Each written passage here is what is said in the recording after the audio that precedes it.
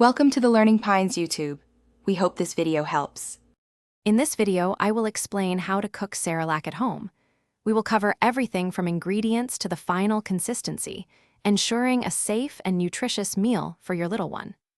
Homemade Cerelac provides essential nutrients, giving you peace of mind about what your baby is consuming.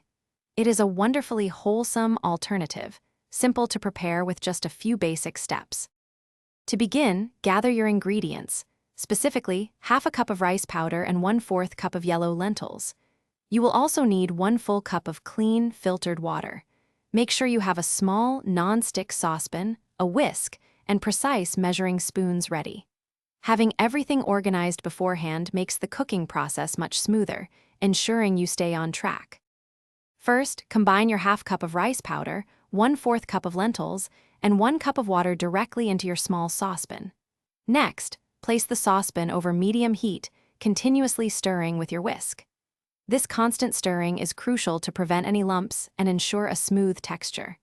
Continue cooking for about 8 to 10 minutes until the mixture visibly thickens into a nice, creamy porridge. The goal is a smooth, pourable consistency, much like a thick soup, easy for your baby to swallow.